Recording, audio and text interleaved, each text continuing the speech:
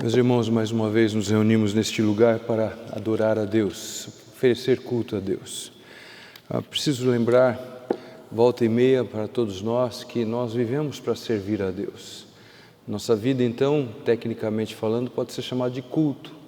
Tudo que fazemos é para a glória de Deus, tudo a serviço do Senhor, por causa disso, culto.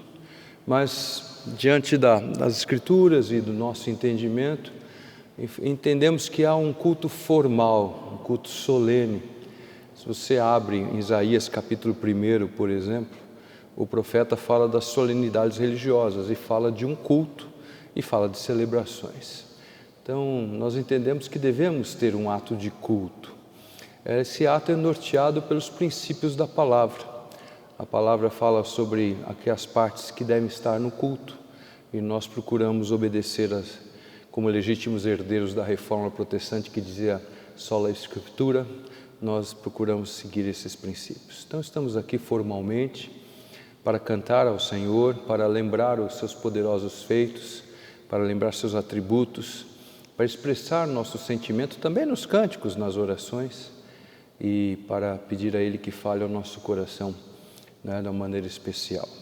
Então estamos aqui presentes, alguns irmãos que estão ao vivo participando também, e devemos nos portar adequadamente. Então não estamos aqui para assistir, estamos aqui para oferecer. Você, meu irmão, minha irmã, que crê no Senhor, eu quero convidar você para já iniciar essa atitude de culto, unindo sua voz com a minha, para nós fazermos a declaração de nossa fé. E nós vamos fazer a declaração de nossa fé numa das declarações mais antigas da igreja cristã, é chamado Credo Apostólico. Acompanha a igreja desde os séculos iniciais, já é trabalhado, algumas vezes desenvolvido, há uma versão que fala desceu ao Hades, outra não fala, mas nós vamos aqui repetir juntos. Se você não sabe decora, ela está impressa na parte interna do boletim que você tem aí no seu banco. Os que estão aí no ar talvez tenham o conhecimento do Credo Apostólico. Nós que estamos aqui na igreja, como representação da solenidade desse momento, da importância, vamos ficar em pé para declararmos juntos. Vamos ficar todos em pé e declarar juntos, segundo as palavras do chamado Credo Apostólico. Afirmemos: creio em Deus Pai, Todo-Poderoso, Criador do céu e da terra. Creio em Jesus Cristo, seu único Filho, nosso Senhor, o qual foi concebido por obra do Espírito Santo, nasceu da Virgem Maria, padeceu sob o poder de Pôncio Pilatos, foi crucificado, morto e sepultado. No terceiro dia ressurgiu dos mortos, subiu ao céu e está sentado à mão direita de Deus Pai, Todo-Poderoso, de onde há de vir a julgar os vivos e os mortos. Creio no Espírito Santo, na Santa Igreja Católica, na comunhão dos santos, na remissão dos pecados, na ressurreição do corpo e na vida eterna. Amém. Os irmãos podem assentar-se. Palavra do Senhor, conforme a indicação na liturgia, no boletim, primeiro versículo do Salmo 115. Salmo 115, verso 1. Não a nós, Senhor, não a nós, mas ao Teu nome dá glória, por amor da Tua misericórdia e da Tua fidelidade. Vamos orar? Querido Deus, nós agradecemos pelos privilégios que tivemos nesse dia, dia do Senhor, e por poder estar encerrando este dia, ó Pai, de uma maneira tão preciosa para nós, nos reunindo para oferecer culto ao Teu santo nome. E pedimos, ó Pai, que o Senhor receba essa nossa atitude, essa nossa intenção, como um culto agradável. Um culto agradável, não porque venha de participantes perfeitos. Nós sabemos que continuamos a pecar, não estamos aqui arrogantemente baseados nas nossas atitudes para dizer ao Senhor, recebe isto, ó Pai. Nós estamos suplicando que o Senhor receba o nosso culto, que fazemos em obediência ao Senhor. Assim, ó Pai querido, nós estamos aqui baseados no fato de que ainda pecadores, nós estamos justificados pela obra perfeita, maravilhosa, acabada, suficiente de Jesus, nosso Salvador. Recebe, pois, então, essa nossa atitude como um aroma suave na Tua presença, como um culto agradável. É a oração que fazemos em nome de Jesus, Teu Filho amado, o nosso Salvador. Amém. Palavra do Senhor, conforme encontramos no Salmo de número 14, o Salmo de número 14, e eu vou ler do versículo 1 ao versículo 3, Salmo 14, verso 1 ao verso 3. Diz a palavra do Senhor assim: diz o insensato no seu coração, não há Deus. Corrompe-se e pratica uma abominação, já não há quem faça o bem. Do céu olha o Senhor para os filhos dos homens, para ver se há quem entenda, se há quem busque a Deus. Todos se extraviaram e juntamente se corromperam. Não há quem faça o bem, não há nenhum sequer. Essa afirmação de Davi, neste salmo, fala da situação da humanidade, do ser humano diante de Deus e do nosso pecado. Por causa disso afirmamos, não estamos aqui baseados nas nossas boas obras, mas na obra de Jesus nosso Senhor. Eu quero convidar você para cantar um hino, que é uma oração cantada, e onde nós estamos dizendo, estamos aqui para cultuar e pedimos que o Senhor nos aceite, Senhor, baseado na misericórdia do Senhor. Está impresso na página interna do boletim, o hino de número 90 do nosso cenário, Aceita-me, Senhor. Então abra o seu boletim, ao som do órgão, quando a Isabela tocar, nós vamos ficar em pé e vamos cantar juntos, Aceita-me, Senhor, o hino de número 90.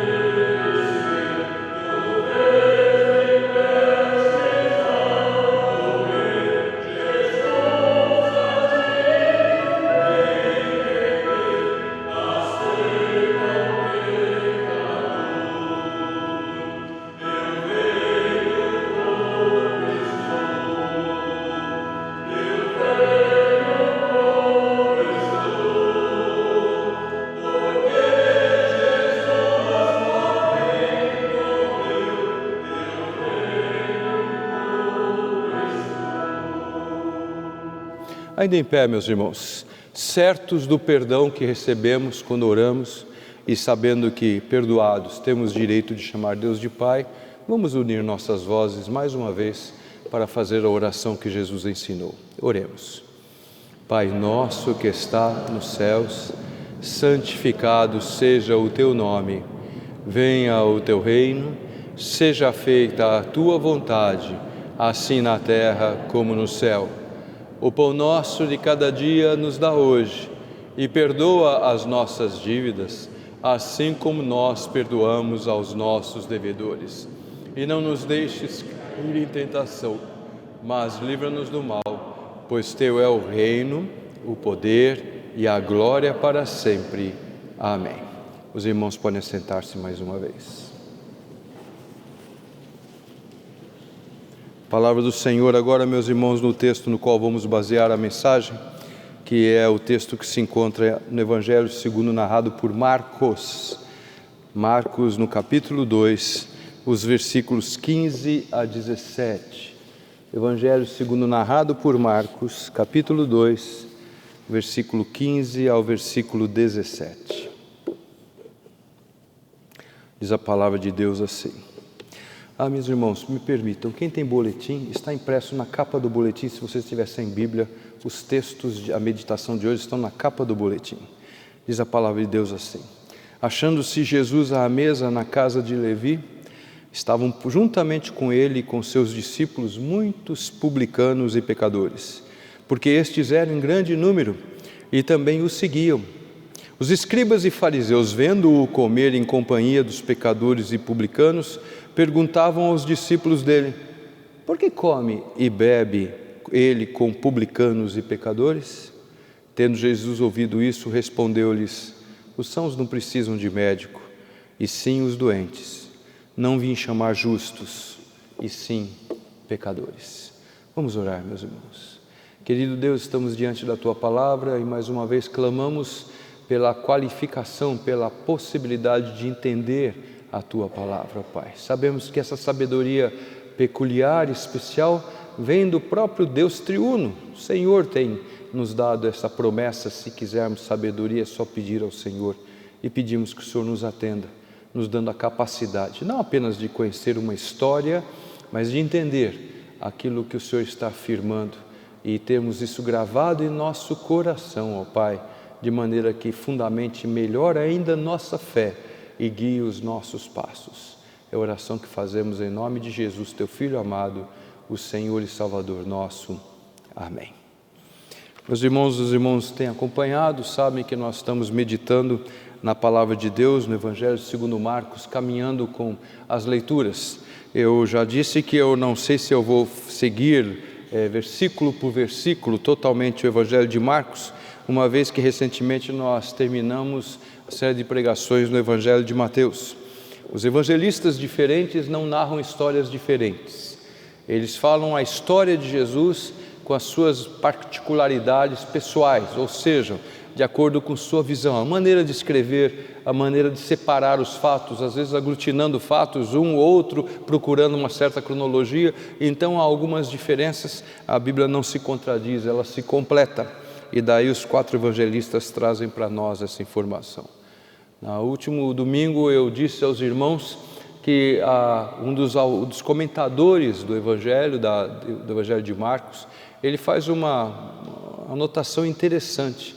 Ele diz que o primeiro capítulo é um capítulo onde as narrativas todas falam de um Senhor Jesus iniciando o seu ministério e ainda num relacionamento pacífico com a humanidade, com as pessoas ao seu redor.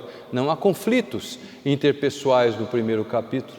O único conflito que nós encontramos no primeiro capítulo é a tentação de Jesus no deserto, mas aí com Satanás. Mas não há descrição de conflito, segundo Marcos, a maneira de escrever, com os seres humanos. No entanto, o capítulo 2 já começa a trazer a narrativa de algumas coisas que começaram a trazer atrito neste relacionamento com o Senhor Jesus. Lembre-se, ele está de volta à sua terra, a terra onde ele foi criado, não onde nasceu. Todo mundo sabe que Jesus nasceu em Belém, mas ele agora está no noroeste da terra de Canaã. Ele está lá na região de Cafarnaum, Nazaré, na Galileia. A região da Galileia, a cidade de Cafarnaum e Nazaré são conhecidas aqui, e lá ele tinha um ponto, uma residência, um local onde ele ficava. Sobre isso eu falei domingo passado, o fato dele estar em sua casa, e ele está pregando, pessoas que o viram crescer, pessoas que o conheciam, ele está anunciando a sua palavra. Há um texto que eu não fiz leitura na sequência. Domingo passado eu terminei no versículo 12 e agora eu estou começando no versículo 15, porque os versículos 13 e 14 são versos que já foram alvos de minha meditação aqui.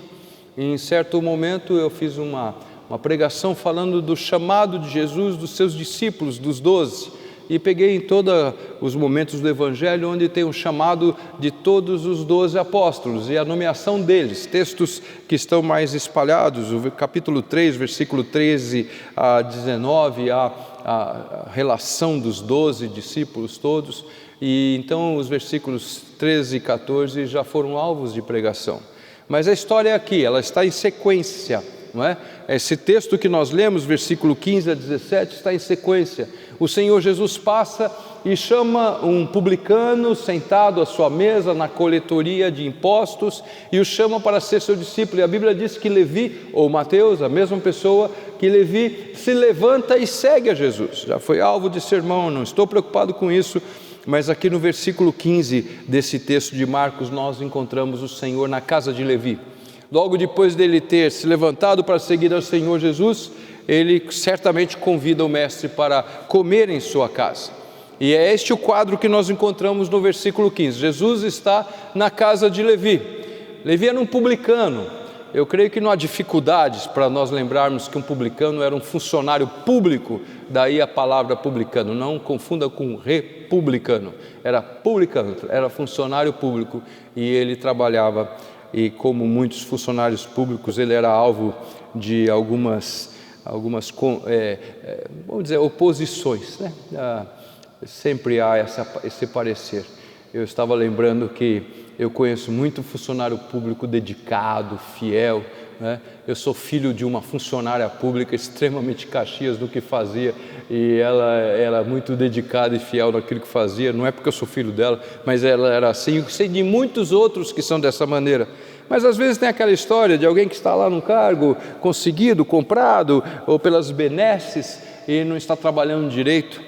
Mas o Levi não era só isso, ou não era alvo deste problema. Ele era um publicano que naquela época significava que ele era um funcionário a serviço da nação dominadora, a nação que tinha invadido, e estava a serviço de Roma.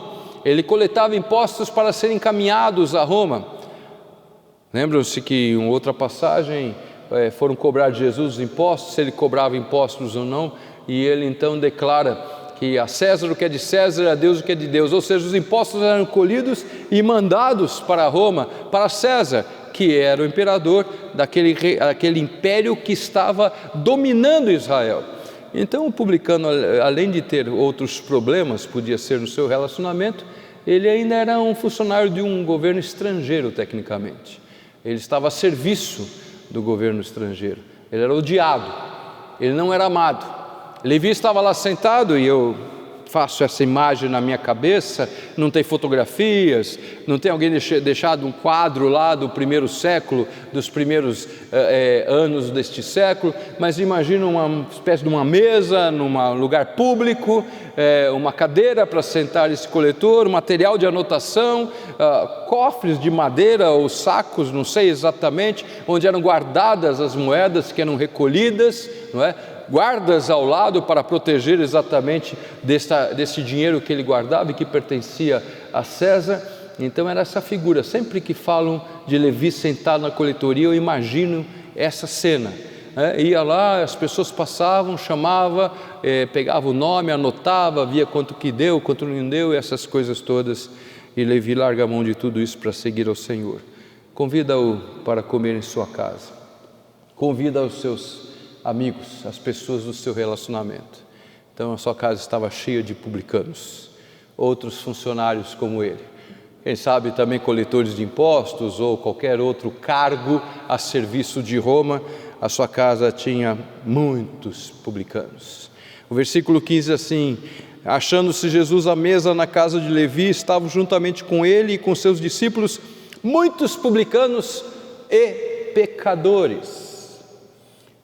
Para nós, no contexto cristão atual, você que é criado em igreja, parece uma expressão estranha nas Escrituras. Perceba, não são aqui os escribas dizendo que eles eram pecadores. O próprio Marcos descreve dizendo, eram publicanos e pecadores.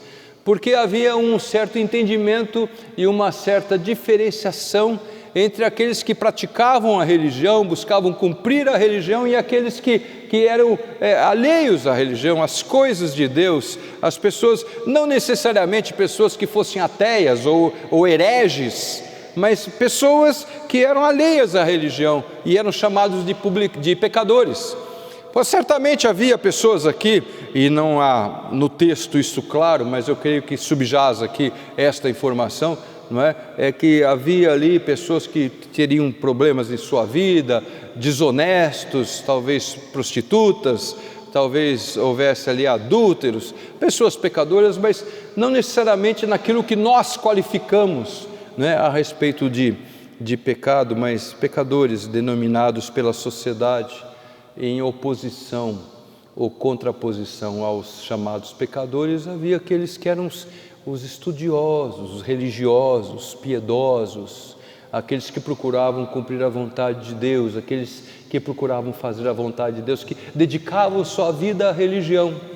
Entre esses estavam chamados escribas, aqueles que eram versados na língua e escreviam. Não é época que nós temos a educação formal e aprender a escrever como algo comum a qualquer pessoa, mas havia os escribas que se dedicavam a isso, havia os sacerdotes e havia especialmente uma categoria ou uma divisão ou uma ala do judaísmo, se assim quiser, chamado fariseus, homens que se dedicavam a entender o que era a lei de Deus, procuravam então interpretá-la e ver meios de serem obedientes à lei de Deus. Jesus Cristo tem embates seríssimos e seguidos com estes fariseus. Nem todo fariseu era um homem ruim, nem todo fariseu era um homem que não se convertia, não é? Nós sabemos muito bem disto, e nós temos fariseus convertidos e que vêm a trabalhar junto com o Senhor e se convertem e se tornam seguidores do Senhor Jesus. Mas era um grupo, e dentro deste grupo, que se achava o dono da verdade, que se achavam os perfeitos de toda maneira, é que há os embates maiores.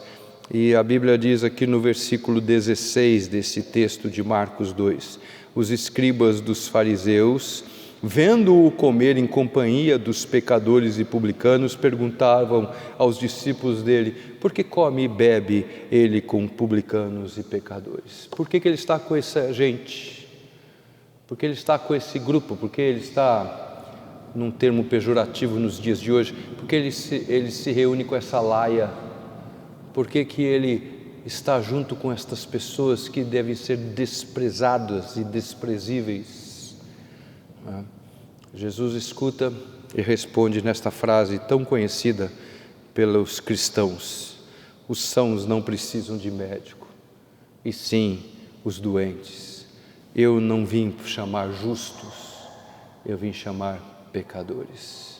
Meus irmãos, aqueles homens eram estudiosos da lei, eram homens que se dedicavam a conhecer a lei escrita de Deus, eram homens que não desconheciam aquilo que nós hoje chamamos de Antigo Testamento, a lei e os profetas, os salmos. Eram homens que não tinham desconhecimento da palavra.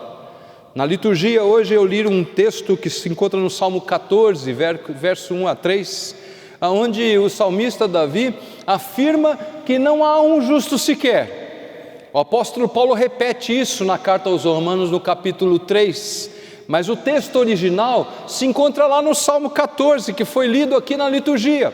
Nós lemos juntos, e ali então já havia a informação que não há um justo sequer, todos se extraviaram, todos são pecadores. Aqueles homens escribas, doutos na lei, procurando conhecer a palavra e interpretar como poderiam usar a palavra para obedecer, para ser encontrado de maneira aprovada diante de Deus, aqueles homens, eles conheciam a lei e sabiam que a lei dizia que não há um justo sequer, que todos são pecadores. Se é que você não lembra, muito difícil um cristão não lembrar, mas se é que você não lembra, depois em casa você leia o capítulo 3 da carta de Paulo aos Romanos, e as afirmações todas que são encontradas neste capítulo, reafirmando o fato de que o povo de Israel tinha os oráculos, ou seja, o povo de Israel tinha a lei escrita, tinha conhecimento das ordens de Deus, mas não eram diferentes de todos os outros. Paulo diz lá, não há diferença, judeus ou estrangeiros, não é? Todos são pecadores. E lá aquela afirmação conhecidíssima também do povo cristão, porque todos pecaram, todos pecaram. Eu lembro das duas traduções que eu aprendi. Um diz assim: destituídos estão da glória de Deus, que que é como eu aprendi na minha infância na tradução antiga, mas depois a outra tradução diz assim: todos pecaram e carecem da glória de Deus. As duas afirmações estão corretas e no contexto elas podem ser entendidas e são perfeitas, porque estão de acordo com toda a Escritura. Todos pecaram, mas aqueles homens se achavam como homens espirituais, como homens santos, como homens religiosos, como homens dedicados. Há um exemplo especial nas Escrituras, também muito conhecido de nós, quando o Senhor Jesus, à entrada do templo, perto do gasofilácio, ele escuta e vê a oração de dois homens. E um homem dizia no seu coração: Senhor, tem misericórdia de mim, que sou pecador. E o outro ao lado falava em alta voz para todos escutarem: Senhor, eu te dou graças porque eu não sou igual àquele pecador miserável que está ali do meu lado. Esse era o sentimento daqueles escribas dos fariseus, daquela parte da seita ou da ala judaica chamada de fariseus. Pessoas que falavam da lei de Deus, enchiam sua boca para falar da lei de Deus, mas só quando lhe interessavam. Quantas vezes não obedeceram à lei de Deus? Quantas vezes o Senhor Jesus Cristo os confronta nesta realidade? Mas quando gostam de mostrar que são melhores que os outros, usam a lei de Deus. E são fariseus. Há fariseus antigos, há fariseus modernos, sempre há fariseus até na época que não tinha farisaísmo, sempre existem pessoas com atitudes farisaicas, pode ter certeza. E o Senhor responde a eles dessa maneira tão especial: os sãos não precisam de médico, e sim os doentes. Eu vim chamar os pecadores, eu vim para os pecadores, eu vim para cuidar dos pecadores, eu vim para trabalhar com os pecadores, não com os justos. É evidente que Jesus sabia que aqueles homens que estavam falando o que estavam falando não eram justos. É evidente que o Senhor Jesus, o homem encarnado, o único homem que jamais cometeu pecado, o único que se dedicou a obedecer à lei de Deus, e não foi encontrado nenhum pecado em Jesus, a não ser as mentiras deslavadas que a todo momento levantavam contra o Mestre. Ele sabia que aqueles homens que se arrogavam justos para falar dos outros pecadores não eram justos, mas ele faz essa afirmação para dizer: mas eu não vim para os justos, eu não vim para os sãos, eu vim para quem está precisando. E aqui, meus irmãos, há algo muito especial em quem busca a Deus.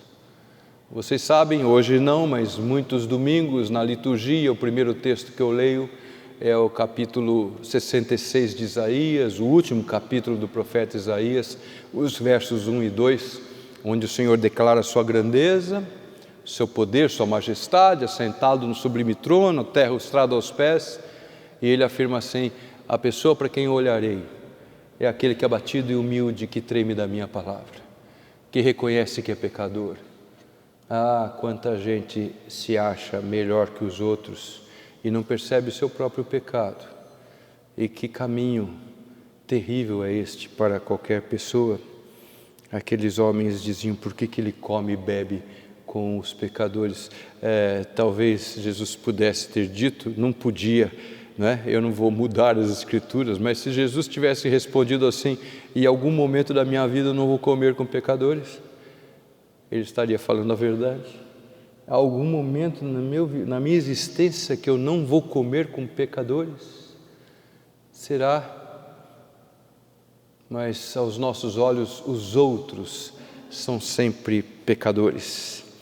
Eu lembro da ilustração dada por um presbítero pregando na igreja que eu pastoreava, um presbítero lá do meu conselho, e ele pregando, ele dizia que para muitos um sermão poderoso é como uma flecha, já contei essa história aqui, mas é como uma flecha de fogo poderosa que o pregador atira, ela passa zunindo na minha orelha e pega em quem está atrás. E você fala assim: ainda bem que fulano veio aqui, porque ele precisava escutar isso. Ainda bem que ou que pena que fulana não veio hoje, ela precisava escutar essa mensagem. Cuidado, porque nós podemos estar agindo, quem pensa assim, como os fariseus, nós devíamos olhar as Escrituras e ver o que isso se aplica a mim. O que isso se aplica a mim? Não a cicrano, fulano, beltrano, mas o porquê isso se aplica a mim. E nós precisamos aprender a olhar as Escrituras e aplicá-la na nossa vida em primeiro lugar, antes do que na vida de qualquer outro, para depois anunciá-los a outros. Jesus veio para pregar a sua palavra à humanidade que está perdida. Em outro domingo recente, eu disse e torno a dizer, quando os anjos cantam, lá no dia do nascimento de Jesus, glória a Deus nas alturas e paz na terra entre os homens a quem Deus quer bem, Ele não está falando e pregando uma paz social, restauração de relacionamentos e harmonia entre os povos. Não é isso que Ele está pregando, não é isso que os anjos estão cantando. Os anjos estão anunciando o Evangelho, as boas novas, como eles cantaram. E as boas novas é, ser humano, você é pecador, você está rompido com Deus, você está devendo para o Senhor, e o Senhor em amor vem a você para se oferecer, para lhe dar guarida, o abraço, fazer parte da família dele, por misericórdia, porque Deus olha para cada um de nós. É isto, meus irmãos, e nós precisamos aprender a olhar as Escrituras, perceber nossas limitações e perceber o grande amor com que Jesus vem a estar ao nosso lado. Eu escutei uma ilustração muito tempo atrás também, que conta de um dos pioneiros na evangelização na Índia, que em determinado momento ele estava fazendo um trabalho numa pequena vila na Índia, e ali então pregava a palavra e convidava as pessoas na praça para os trabalhos que ele fazia, a reunião que ele fazia, onde ele ia pregar a palavra mais, onde ia fazer orações, e momento após momento aquele lugar de reunião estava vazio, os bancos vazios completamente. Mas ele saía e um dia ele pôs no coração um propósito, não adianta mais, esse é um lugar que não adianta mais pregar a palavra, mas vou fazer uma última tentativa. Saiu para convidar pessoas para ir ao trabalho que ele fazia. E diz que no percurso ele viu um homem sentado com uma expressão de dor tremenda. E ele chegou perto daquele homem que estava com expressão de dor e olhou na sola do pé dele, tinha como nós chamamos no Brasil, um strep enfiado no pé dele. E já estava inflamando. E aquele homem tinha dores terríveis daquilo que estava no seu pé, e ele olhou, como é que eu posso ajudar, como é que eu posso tirar, e ele não tinha como tirar aquele strep do pé dos homens, a não ser de uma única maneira, e ele usou a maneira, com os dentes, ele pega o strep e puxa, porque com sua mão ele não conseguia puxar aquilo, ele põe a sua boca no pé do homem e puxa. Meus irmãos, só de falar aqui, vocês já imaginam a cena, não é? Que coisa de alguém andando descalço com o pé imundo e um strep, uma inflamação, mas ele queria trazer algum alívio para a dor daquele cidadão de quem ele se compadeceu. Passou, foi para casa, e à noite ele vai para o lugar da reunião e de repente começa a chegar gente, e começa a chegar gente, e começa a chegar gente sentando nos bancos, inclusive aquele homem, porque para certa parte dos hindus, eu não sei se todos pensam assim, mas para uma boa parte da cultura hindu, a boca é a coisa mais santa que se existe, e o pé é a coisa mais imunda que existe. E se alguém tem coragem de colocar a boca no pé de outro para aliviar sofrimento, ele tem alguma coisa importante para dizer. E então, a partir dali, se começa um trabalho naquele lugar e se torna uma igreja forte. Essa história está narrada nos livros de história de missões. É uma história marcante. Não me vem à mente agora a lembrança do nome que estava lá, de quem fez isso, não importa, mas nós imaginamos que como alguém pode fazer um ato diante de uma imundícia tão grande. Eu garanto a você, meu irmão e minha irmã, que quando Deus vem ao mundo na encarnação, Ele está diante de uma imundícia muito maior do que um pé inflamado e sujo, porco. Ele está diante de uma situação muito mais horrorosa do que qualquer coisa que nós imaginamos. Por amor a você e a mim, o Senhor vem estar junto conosco. E Ele nos purifica de todo o pecado. Ele nos alivia de nossas dores, não as dores de joelho, dor nas costas, dor de cabeça, não problema de visão, que eu preciso enxergar melhor, não para restaurar uma situação de relacionamento, não para conseguir um emprego, uma carteira assinada, mas Ele vem para nos resgatar da situação de perdido sem esperança e nos trazer uma nova vida. Tenho andado bastante com esses aplicativos de carros, né? Quando eu vou para um lugar e por outro nos dias de hoje, e normalmente eu vou conversando com o motorista. E claro que um dos assuntos recorrentes é a pandemia. E vejo diversos tipos de reações, mas vejo neles e vejo em pessoas com quem eu conheço, convivo, um pavor tremendo diante da enfermidade. Ninguém quer ficar enfermo. Nenhum de nós está pedindo a morte, porque nós sabemos que a vida é uma bênção de Deus e nós devemos usá-la para a glória de Deus e para sermos instrumentos da pregação da palavra de Deus. Mas nós não podemos viver apavorados e não viveremos apavorados. Nós não vamos agir ousadamente, nós não vamos agir de maneira inconsequente, de maneira nenhuma. Nós devemos nos cuidar, mas nós temos uma bênção preciosa demais, que é o Senhor que veio para nós, ainda enfermos e pecadores, a nossa miséria. Já encontrei também nos meus relacionamentos pessoas com quem eu falo de Jesus e fala: pastor, mas para mim não tem mais jeito. Eu já vi tanta coisa ruim, pastor. O meu caso não tem solução. Se o senhor soubesse os pecados que eu já cometi, as blasfêmias que eu já disse, se o senhor soubesse da minha vida, pastor, o senhor não estava gastando tempo comigo aqui. E eu lembro a esta pessoa que a Bíblia diz: Jesus veio para os enfermos e os pecadores. Não há caso perdido para o Senhor. Não há caso onde Ele deixe de anunciar o seu amor e o seu perdão. O único caso verdadeiramente perdido é do coração duro que não quer saber de Deus, porque este não tem salvação. Mas o Senhor vai trabalhando em nossa vida e nos preparando para recebermos a boa palavra, escutarmos a boa nova de salvação e de misericórdia que Deus tem para cada um de nós. Eu não vim para os justos, eu não vim cuidar dos sãos. Os sãos não precisam de médico. Eu vim para o pecador, o enfermo, o doente, você. Como você está? O Senhor está te estendendo a mão. Não estou pregando cura de câncer aqui, meu irmão. Acredito que Deus pode curar. Não estou pregando cura de hepatite aqui, meu irmão. Acredito que Deus pode curar. Você acredita, não é, Marcelo? Pode. Não é? Eu não estou pregando aqui a cura da sua coluna toda torta. Eu não estou fazendo isso. Eu estou dizendo: você perdido, pecador, cheio de falhas, sabendo de suas fraquezas, saiba que Jesus Cristo veio para você. Talvez você já saiba, então se alegre nisso, rejubile-se, tenha alegria verdadeira diante de Deus. Deixe de ser murmurador, ou reclamão, ou reclamona.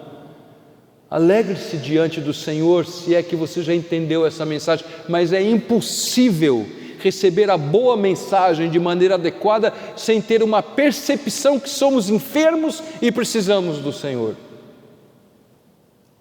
Como alguém pode receber a boa palavra do Senhor e responder de maneira adequada a boa palavra, se não reconhece em si mesmo a figura do miserável pecador, do enfermo?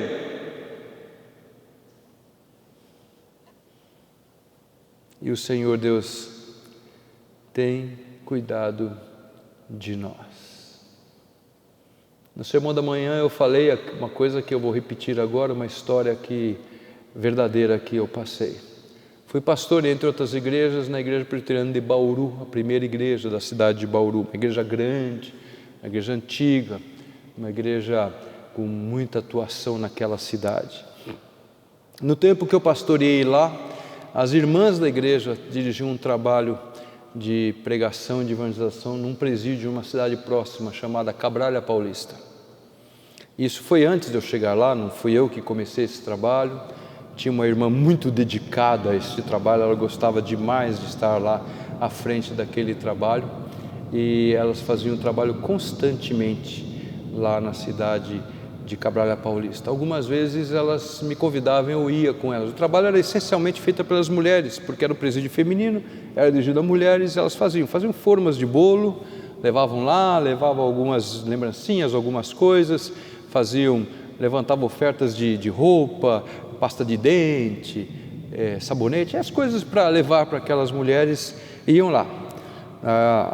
A cadeia já tinha autorização do delegado, de quem era responsável por aquilo, e então naquele dia específico eles abriam o X, como era chamadas, as celas, o X, e a turma ia para o pátio, as mulheres iam para o pátio, e as mulheres da igreja iam lá, ficavam entre elas. Eu quando ia também ficava lá entre aquelas mulheres presas, né, em toda a situação. E pregávamos a palavra, distribuímos Novos Testamentos, porções do Evangelho, orávamos, cantávamos, e depois tinha lá o bolo para comer, e tinha as coisas, estávamos lá constantemente. Havia uma frequência regular nesse trabalho. E uma das minhas ovelhas, uma pessoa que se converteu, foi convertido pelo Senhor no tempo que eu estava na igreja. Essa pessoa um dia chegou para mim e falou: pastor, por que vocês continuam insistindo com esse trabalho? Ele tinha sido guarda de presídio, ele tinha sido funcionário, aqueles que ficam nas muralhas, aqueles que cuidam das celas, aqueles que administram. É uma categoria de trabalho em que os homens, as pessoas que trabalham, homens e mulheres, não vão armados. Quem fica armado é a polícia ao redor, mas eles não ficam armados porque eles ficam próximos dos prisioneiros. Eles não podem ficar armados porque senão poderiam ser desarmados e a arma ser usada numa rebelião. Então eles não andam armados, contato direto. Dizia: pastor, é tudo mentiroso, esse povo todo mentiroso, essa turma presa, todos é a mesma história. Fui preso injustamente, circunstâncias me levaram, e tal. Mas, pastor, não tem jeito, esse povo não tem conserto, não, por que vocês pregam para eles lá?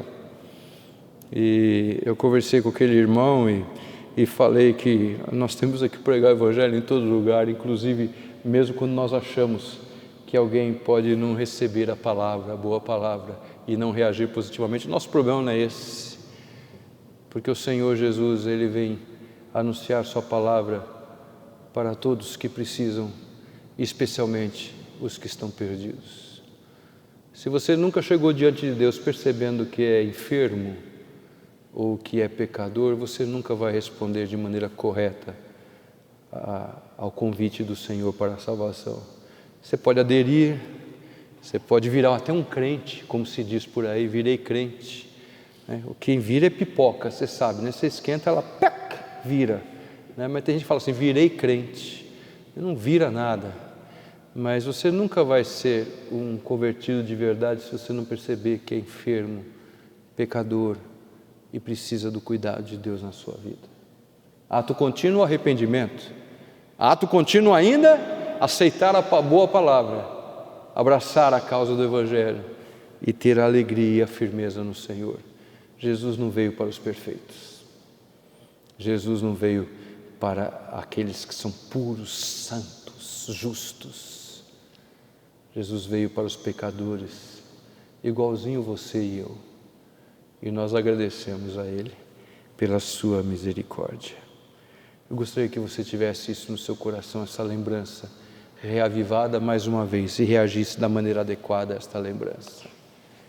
É um belo hino que está escrito aí dentro, que é o hino Palavra Abençoada, o número 87. E eu quero convidar você para nós cantarmos juntos esse hino. Hino Palavra Abençoada, número 87, está impresso no boletim internamente. Aqui da igreja, no inário da Igreja Presbiteriana do Calvário, 87. A Igreja Presbiteriana do Brasil tem um outro inário, deve ser outro número, mas nós vamos cantar na letra do nosso inário. Diz o hino assim: Palavra abençoada, convite que contém promessa e cumprimento com infinito bem. E cheio de ternura, Jesus nos chama a si. Escravos do pecado, Ele diz-nos: vinde a mim. Vinde, ó, vinde a mim, tristes carregados, vinde, ó, vinde a mim, fracos e cansados. Por que viver tão longe dos braços de Jesus? Por que vagar nas trevas, podendo andar na luz da vida sem proveito, da culpa, da aflição? Corramos para a senda da eterna salvação. Em tempos de amargura, de desalento e dor, ou quando nos persegue doloso tentador, Jesus, com voz maviosa, oferece abrigo em si e, dissipando o medo, segreda: vinde a mim. Em tudo e para sempre ouçamos o Senhor, achando doce alívio no seu profundo amor. Assim conheceremos a força que produz no coração submisso o vinde de Jesus. Quando a Isabela tocar, nós vamos ficar em pé e vamos cantar todos juntos o hino Palavra Abençoada.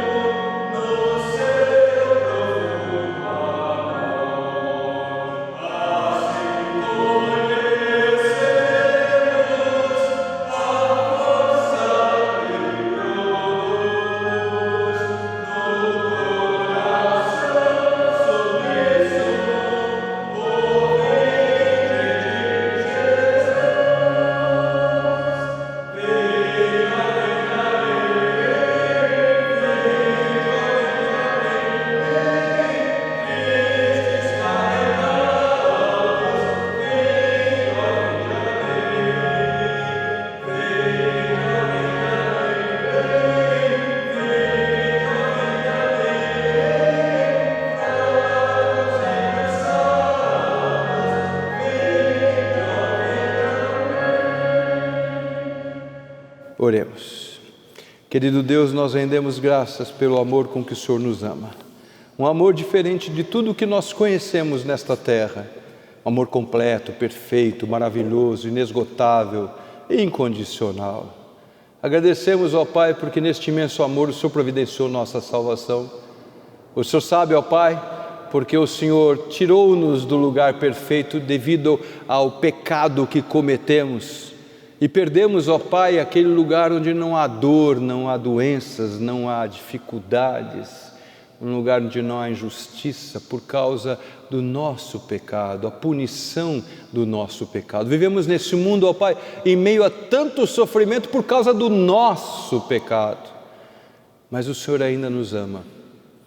O Senhor providencia a nossa salvação. O Senhor vem para nós doentes, cansados, sobrecarregados. O Senhor vem para nós, ó Pai, pecadores, e o Senhor age em nossa vida.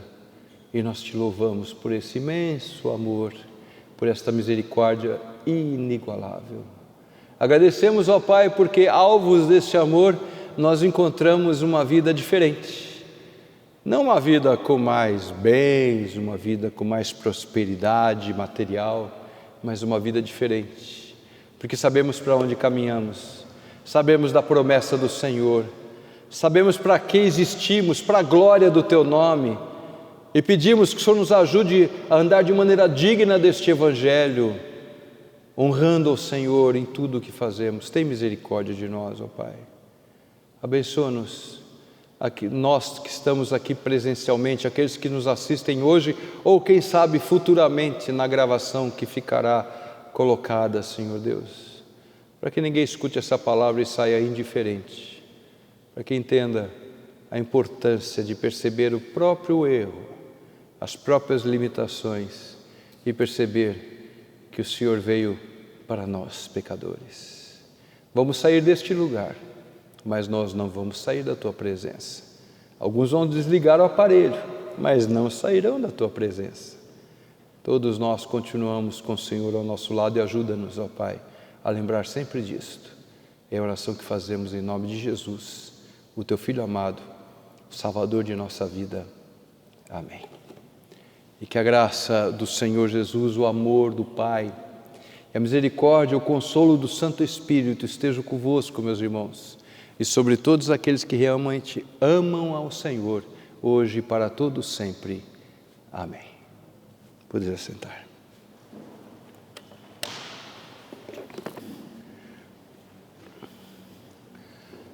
Prazer estarmos juntos, grupo pequeno, com as nossas limitações de possibilidade que temos, mas aqueles que estão nos assistindo ao vivo, prazer nós estarmos de certa maneira ligados pela palavra do Senhor, porque há um só Senhor na vida de cada um de nós. Nós agradecemos ao Senhor pelo privilégio que temos tido. Nós vamos encerrar o culto, mas durante a semana continuamos com os nossos privilégios, todos via internet durante a semana, não é? Então, de segunda a sábado, às 17 horas, nós temos um encontro marcado, não por esse meio do YouTube, mas através do Instagram, onde você pode participar de alguns momentos de oração. É um período de, no máximo, meia hora, normalmente menos. Eu estou me acostumando, estou começando a falar mais, eu preciso tomar cuidado, né? O propósito era ser 15 minutos, nós já estamos chegando facilmente nos 25, mas devo parar por aí. Momento de oração, às 17 horas, 5 horas da tarde, diariamente, de segunda a sábado. Na segunda-feira, a responsabilidade do Pablo André, que é o nosso candidato ao ministério, seminarista, e de terça a sábado, minha responsabilidade nessa transmissão. Eu gostaria de reforçar o pedido de oração pelo reverendo Donizete Lima. O reverendo Donizete, no tempo que ele estudava aqui no seminário JMC, ele trabalhou nesta igreja como seminarista. Claro, não é de meu tempo isso é tempo anterior. Eu creio que o reverendo Paulo Viana, que era o pastor desta igreja na ocasião. O reverendo Donizete, ele foi alcançado pelo Covid, ele e a sua esposa, Grace. A Grace foi chamada à presença do Senhor há 2 dias atrás. Ela não aguentou a sobreviver. No caso do reverendo Donizete, uma coisa a mais. Ele se casou em primeiras núpcias, a esposa tinha câncer e faleceu. Aí ele casou com a Grace já faz mais de 10 anos. A Grace foi minha ovelha lá na igreja presbiteriana da Ademar. e agora foi chamado à presença do Senhor. Todos crentes, graças ao Senhor, isso consola o nosso coração. Mas o irmão Donizete ainda está internado no hospital, lá no noroeste do estado de São Paulo, para lá de São José do Rio Preto, dá mais de 600 quilômetros até lá. Eu acho que é Teodoro Sampaio, se não me falha a memória, onde ele é pastor atualmente. Nem sei se está internado lá ou na própria cidade grande ali nas cercanias. A maior cidade é São José do Rio Preto, ou Ribeirão Preto, um pouquinho mais ao lado também. Peço que os irmãos que orem pelo irmão Donizete.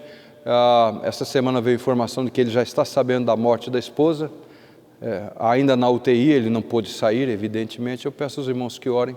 É um servo do Senhor, foi meu pastor auxiliar, homem de Deus, dedicado à obra do Senhor Deus, e na minha maneira de olhar humana, deve ficar mais tempo com a gente, porque tem muito trabalho para ele fazer ainda. Mas pedindo que o Senhor o ajude nesses momentos que está passando. Entre tantos nomes, reverendo Donizete, não é? O Senhor Deus conhece muito bem o seu servo. Uma boa semana na presença de Jesus. Se Deus quiser, domingo que vem nos encontraremos aqui mais uma vez.